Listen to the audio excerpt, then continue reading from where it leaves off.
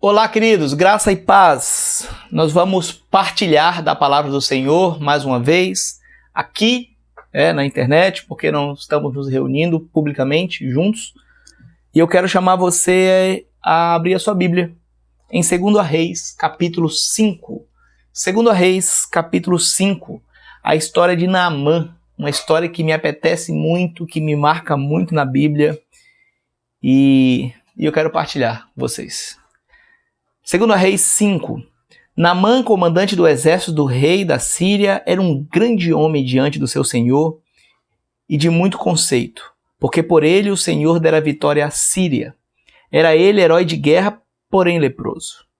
Saíram todas as tropas da Síria e da terra de Israel e levaram cativo uma menina que ficou ao serviço da mulher de Naamã. Disse ela à sua senhora: tomara o meu senhor tivesse diante do profeta que está em Samaria, ele o restauraria sua lepra. Então foi Naamã e disse ao seu senhor: assim e assim falou a jovem que é da terra de Israel. Respondeu o rei da Síria: vai, anda, enviarei uma carta ao rei de Israel. Ele partiu e levou consigo 10 talentos de prata, 6.000 siclos de ouro e 10 vestes festivais. Levou também o rei de Israel a carta que dizia: logo, em chegando a ti essa carta, saberás que eu te enviei Naamã, meu servo, para que o cures da lepra.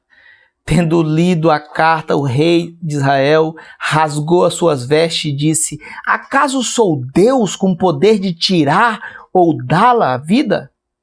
Para que este envie a mim um homem para curá-lo de sua lepra? Notai, pois, e vede que procura um pretexto para romper comigo. Ouvindo, porém, Eliseu, o homem de Deus, que o rei de Israel rasgara as suas vestes, mandou dizer ao rei: por que rasga as tuas vestes? Deixai vir a mim, e saberá que há profeta em Israel. Veio, pois, Naamã com os seus cavalos e os seus carros e parou à porta da casa de Eliseu. Então Eliseu lhe mandou um mensageiro: vai, lava-te 7 vezes no Jordão, e a tua carne será restaurada, e ficarás limpo. Naamã, porém, muito se indignou e se foi dizendo: pensava que ele sairia ter comigo, possuía de pé, invocaria o nome do Senhor seu Deus, moveria a mão sobre o lugar da lepra e restauraria o leproso. Não são, porventura, Abana e Fafá, rios de Damasco, melhores do que todas as águas de Israel? Não poderia eu lavar-me neles e ficar limpo? E voltou-se e foi com indignação. Então se chegaram a ele os seus oficiais e lhe disseram: meu pai, se te houvesse dito feito alguma coisa difícil, acaso não farias? Quanto mais, já que apenas te disse: lava-te e ficará limpo. Então desceu e mergulhou no Jordão 7 vezes, consoante a palavra do homem de Deus, e sua carne se tornou como a carne de uma criança e ficou limpo. Voltou ao homem de Deus, ele, toda a sua comitiva, veio e pôs-se diante dele e disse: eis que agora reconheço que em toda a terra não há Deus senão em Israel. Agora, pois, eu te peço, aceitas um presente do teu servo? Porém ele disse: tão certo como vive o Senhor, em cuja presença estou, não o aceitarei. Instou com ele que o aceitasse, mas o recusou. Disse Naamã: se não queres, peço-te que o teu servo seja dado levar uma carga de terra de 2 mulos, porque nunca mais oferecerá este teu servo holocausto nem sacrifício a outro deuses, senão ao Senhor. Nisto perdoe o Senhor o teu servo. Quando o meu senhor entra na casa de Rimom para lhe adorar, e ele se encosta na minha mão, e eu também me tenha que encurvar na casa de Rimom, quando assim me prostrar na casa de Rimom, nisso perdoe o Senhor teu servo. Eliseu lhe disse: vai em paz. Obrigado, Senhor, pela tua palavra, santa, pura, verdadeira. Nos auxilie na ministração. Nos ensine com teu Espírito Santo e nos dê a dignidade da fidelidade à tua palavra. Em nome de Jesus. Amém. Queridos, essa é uma história muito importante para mim, porque ela já tocou a minha vida em vários momentos e essa semana ela voltou a tocar, o Senhor falou comigo. eu não sei o ano aqui, depois eu falo para vocês, mas sei lá, acho que foi em 2011 que eu me lembro uma vez que eu preguei essa palavra.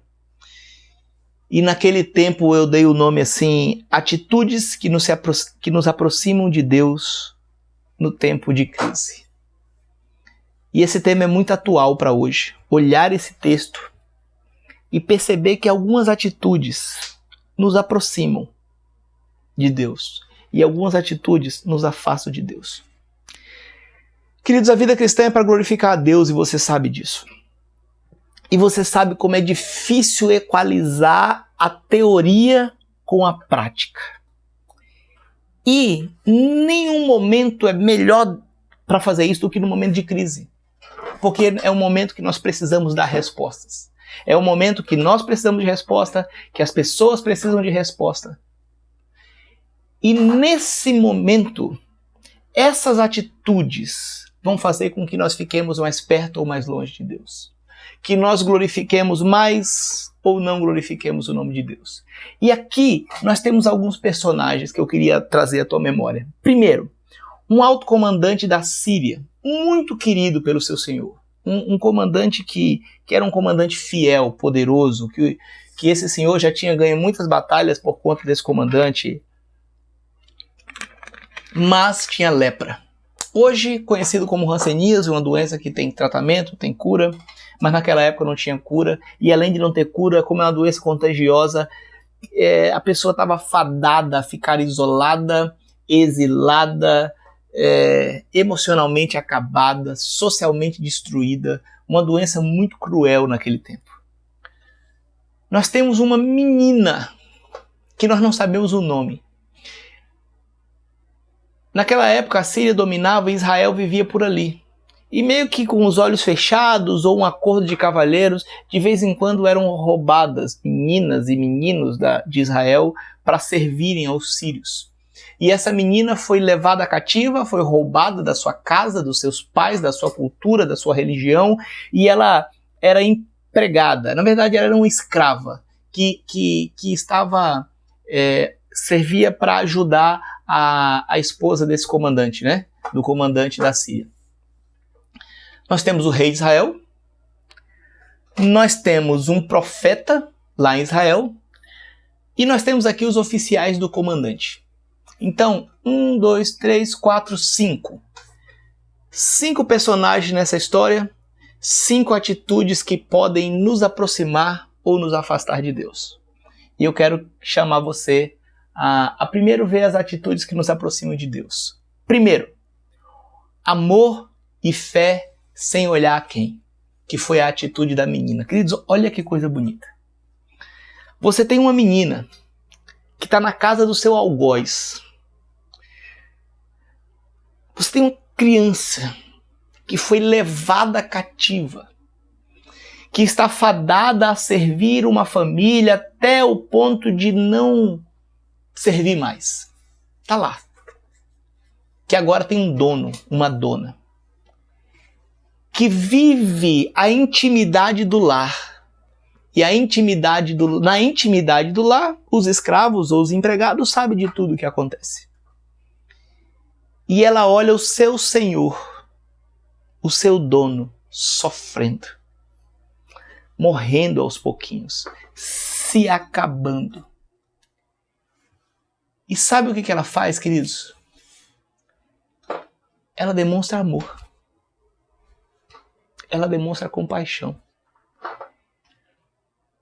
Porque eu lembro, a primeira vez que eu ouvi essa história, eu era criança, né? E eu lembro que eu pensei assim, rapaz, se fosse eu... Veja que eu sou ruim já faz muito tempo, né? Se fosse eu duvido se eu falaria. Eu queria mais que ele morresse. Porque ele tá me deixando cativo. Ele me tirou da casa da minha mãe. Eu tô aqui sofrendo, servindo, perdi toda a minha vida. Mas essa menina resolve demonstrar amor e fé sem olhar a quem. Depois de perceber aquela situação, ela olha para sua senhora e fala assim: senhora, eu lembrei de uma coisa aqui, ó. Se o meu senhor fosse lá em Israel e procurasse um profeta, um homem de Deus, ele ficaria curado. Porque lá, eu sei que ele tem poder. Eu sei que ele é um homem de Deus. Eu sei que ele tem condição de transformar essa situação. Eu sei que aqui ele está fadado a ter uma vida desgraçada. Mas lá ele pode encontrar a graça. Lá ele pode ser agraciado com a cura, como tanto já foi, como essa menina cresceu ouvindo as histórias e provavelmente já viu isso acontecer. E nesse momento ela coloca a sua fé em ação. Nesse momento ela coloca o seu amor em ação, independente para quem era. E nós temos a mania de confundir as coisas, né? Não, mas agora eu estou vivendo essa situação cruel, como que eu vou ajudar alguém? Queridos, uma coisa é uma coisa, outra coisa é outra coisa. Uma coisa é a situação que você está vivendo, de provação, de luta, de angústia, de perseguição. Outra coisa é a tua obrigação de continuar sendo crente, cristão, testemunhar. E isso não muda. Na Bíblia não tem assim, testemunhais a Cristo enquanto estiver bem. Não, na Bíblia tem uma ordem. Vai e pregue o evangelho. Independente da situação que está passando. Então nós temos esse amor e essa fé sem olhar quem da menina. Por outro lado, nós temos uma entrega na convicção do outro, que é do comandante. Veja, queridos, o cara era comandante, pô. Ele tinha muito poder. Na casa dele tem uma menina escrava que não tinha nem por que ser ouvida. Ele olha a palavra daquela menina e pensa assim, rapaz, eu já não tenho mais situação para mim. Eu tô fadado ao fracasso mesmo. Eu vou lá. Eu vou lá. Sabe o que eu fico pensando, queridos? Tanta gente igual a esse comandante que está numa vida perversa, cruel, fracassada, caminhando a passos largos para o inferno, vivendo uma desgraça. E você está ali em volta dessa pessoa, conhece essa situação, mas não se dá o trabalho de colocar a tua fé e o teu amor em ação por conta do teu ressentimento, da tua dor, da tua agonia. Você não dá para o outro o direito de se jogar na tua convicção. Porque, queridos, muita gente está numa situação terrível porque ela não sabe para onde ir. Pô. Não é porque ela quer estar, é porque ela não sabe para onde ir. E quando eu não sei para onde ir, tanto qualquer caminho serve, outra coisa é melhor ficar aqui mesmo. Eu vou para onde? Eu vou para onde? Só que esse comandante não. Ele ouve aquela menina, olhou, pensou, aí já são as minhas inferências, né? Olhou, pensou e falou assim, rapaz, eu vou. E foi. Terceira, autoridade em nome de Deus. Aí é que Eliseu. Eliseu era fera. Eliseu ouve falar que quando ele chegou lá, o rei desesperou, o rei de Israel. Porque ele olhou uma carta onde o rei da Síria falava assim, ó, tô mandando aí o meu comandante, cura ele aí. Ele ouviu falar umas histórias aqui, cura ele aí. O rei falou assim, ah não, pronto, agora pronto. Esse homem quer brigar comigo, ele quer arrumar um motivo para brigar comigo, eu não sou Deus para curar ninguém, eu não posso fazer nada. Ele rasga as vestes e começa a se humilhar. O Eliseu ficou sabendo disso. Aí o Eliseu, cheio de autoridade em nome de Deus, falou assim, ô, manda chamar, chama aqui. Manda ela aqui. Sabe por quê? Não é para ele conhecer o papai aqui. Não é para ele conhecer o Eliseu. Mas é para ele saber que há Deus em Israel. Queridos, olha que coisa bonita. Versículo 8. Ouvindo, porém, Eliseu, o homem de Deus, que o rei de Israel rasgava suas vestes, mandou dizer, por que rasga suas vestes? Deixai-a ver em mim, e saberá que há profeta em Israel. Há um profeta, há um homem de Deus. Não é o Eliseu enquanto pessoa, é o que ele representava. Melhor, é quem ele representava. Queridos, e essa autoridade, veja que sem nem combinar com a menina, ele nem sabia da história. Mas quando ele percebeu o que estava acontecendo, ele falou assim: calma, rei, calma, não tem por que desesperar não, tem profeta aqui, tem um homem de Deus aqui, e esse rapaz aí, esse senhor vai saber que tem um profeta. Não passou na sua cabeça a questão política, não passou na sua cabeça questão de vingança. Ah, é? Você roubou a menininha lá, levou para lá? Então, beleza. Fica aí. Aí morrer de lepra. Não. Ele vai saber que tem um profeta de Deus. Existe alguém que fala em nome de Deus, que tem autoridade em nome de Deus.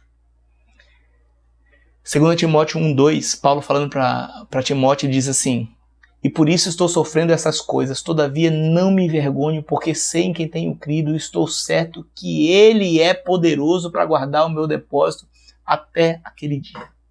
Então, queridos, nós temos uma menina que amou e exerceu sua fé independente da situação. Nós temos um comandante que se entregou na fé do outro, porque ele mesmo não tinha mais condição. Nós temos um profeta de Deus que exercia a autoridade em nome de Deus. Mas nós temos também, de novo, um comandante que reconheceu a grandeza de Deus. Queridos, depois que esse comandante passou por tudo isso, ele volta no profeta e fala: profeta, que eu quero te entregar o presente. Eu trouxe essa prata, esse ouro, esse é tudo teu. E o profeta fala assim: não quero nada. Ele diz: já que você não quer nada, eu quero te pedir um favor. Deixa eu levar a terra de Israel. Porque naquele tempo, queridos, a coisa da terra era muito forte, né? O Deus da terra, que estava naquele lugar. Deixa eu levar a terra de Israel.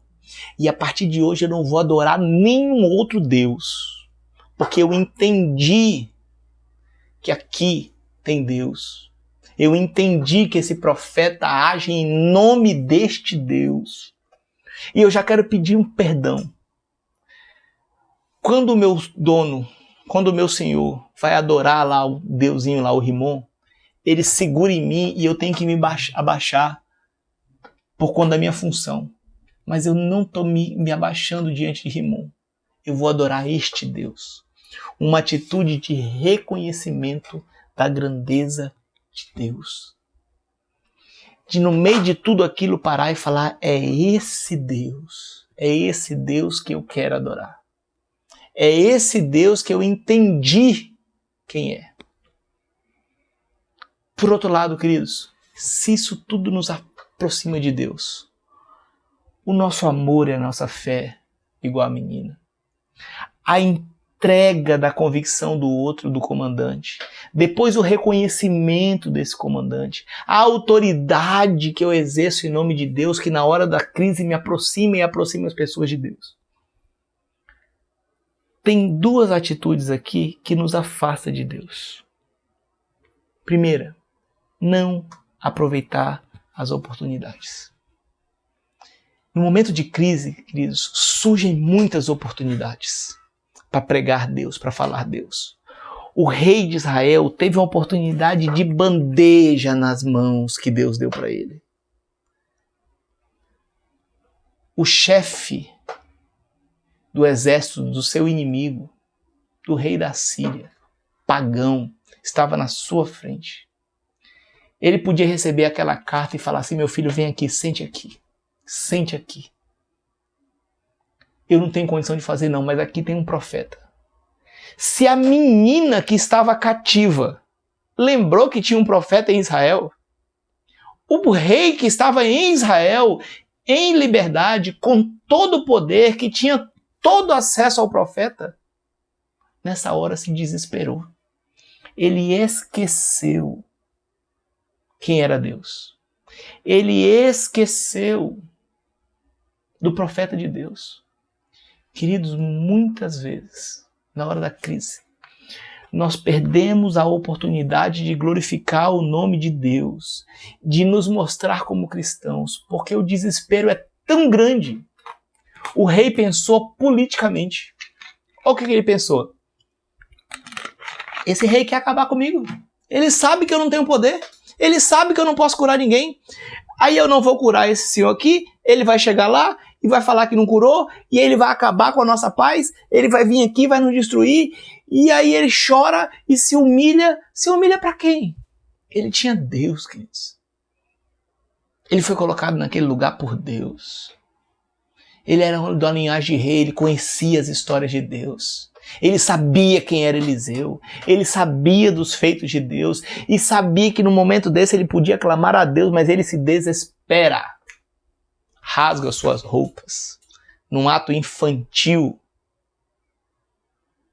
Muitas vezes, eu e você, estamos tendo essas mesmas atitudes do rei de Israel. Por outro lado, tem outra atitude que nos afasta, que não nos deixa de agir como cristãos no momento de crise. São as expectativas, que tudo seja do nosso jeito. Veja só. Naamã ouviu a menina. Foi lá. Chegando lá, o profeta manda chamar. Ele vai. Veja que o profeta não se deu o trabalho nem de ir lá. Ele mandou o seu servo ir lá. O servo chega lá e fala assim, rapaz, vai lá, esse profeta mandou o senhor mergulhar 7 vezes. Ele falou, como é que é? Como é que é? Eu vim até aqui, ele podia sair de lá, levantar as mãos, fazer uma oração, me curar. Ele vai mandar eu mergulhar num rio daqui. Na minha terra tem Abana e Fafá. Tem 2 rios que são bem melhores. Se fosse para mergulhar, eu mergulhava lá. Eu mergulhava naquele lugar e não aqui. Não. Para com isso, mas eu vou embora. Que disparar, eu vou embora e ainda vou falar pro rei da Síria que me trataram assim. Veja, queridos, muitas vezes a gente cria tanta expectativa de como Deus tem que agir, de como vai ser, que a gente perde a beleza e a grandeza do momento. Mas nessa hora, amigo, nessa hora, sempre tem alguém perto de nós. E eu acho linda essa sutileza do oficial aqui, do comandante. Ele fala assim, Senhor, se ele tivesse pedido uma coisa muito difícil, Senhor, o Senhor faria. O Senhor chegou até aqui, ele falou para mergulhar. Não vai fazer mal nenhum, vai lá e mergulha. O Senhor já está aqui, pô. O Senhor já veio até aqui. Presta atenção no que o Senhor está fazendo. O Senhor está criando uma expectativa de uma coisa que seria igual o Senhor quer. Não é do jeito que a gente quer. Ouve o homem, vai lá e mergulha, o Senhor já está aqui. Olha que bonito, queridos. Olha que bonito. Todos nós precisamos de alguém perto de nós com essa consciência, com essa clareza. As coisas não são da forma que nós queremos. As coisas são da forma que Deus quer. E ele vai lá e mergulha e fica curado. E aí depois desse ato ele volta e glorifica a Deus. Eu só mudei a sequência aqui para nos ajudar a pensar. Atitudes que nos aproximam e atitudes que nos afastam. Queridos, quais são as tuas atitudes? Quais são as tuas atitudes no momento de crise? Você tem o amor e a fé daquela menina que, sem pensar na situação que está vivendo, ela vai lá e proclama a Deus e dá um caminho para o desesperado? Você é o desesperado que, na hora que ouve uma palavra, vai na convicção da pessoa, porque, queridos, às vezes as pessoas não vão acreditar no nosso Deus, mas elas vão acreditar na forma que nós acreditamos no nosso Deus. Você exerce autoridade em nome de Deus? Autoridade, isso aqui é intrepidez. É de falar assim, opa, tem profeta aqui, tem um crente aqui que pode consolar, que pode amar, que pode falar em nome de Deus, que pode curar em nome de Deus. Você reconhece a grandeza de Deus pelos seus atos?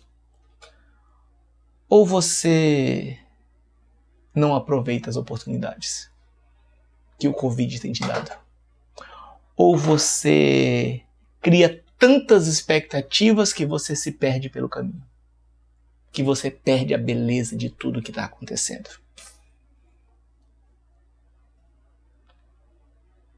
Queridos, quem somos nós aí? Essa semana por conta das angústias, né, do que a gente está passando, fui ouvir um sermão. E ouvi o pastor Jeremias pregando nesse texto. E ele resumiu esse texto de 5 formas, que eu estou há 2 semanas repetindo na minha cabeça como um mantra.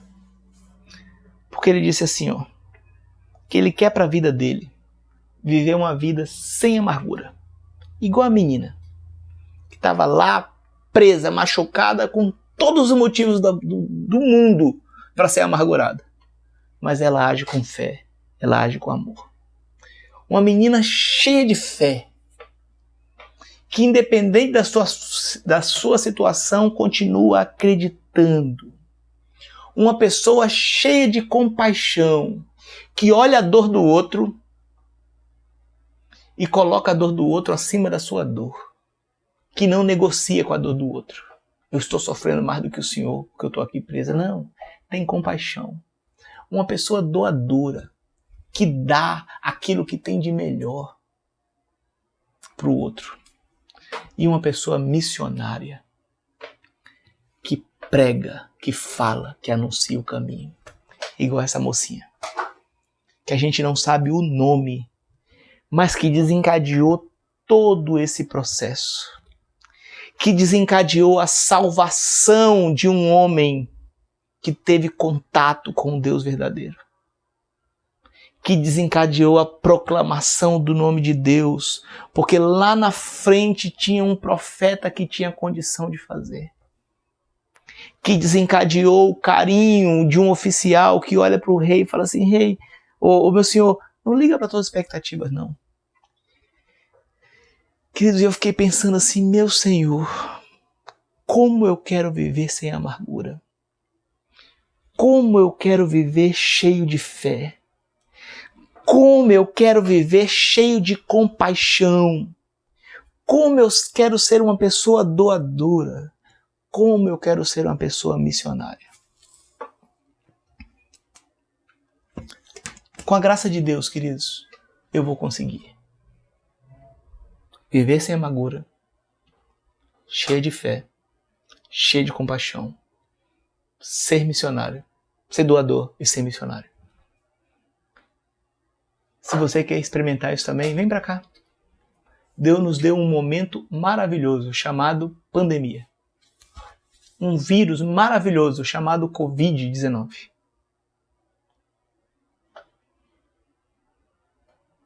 Para nos dar essa oportunidade de viver sem a amargura do tempo, de desenvolver a nossa fé,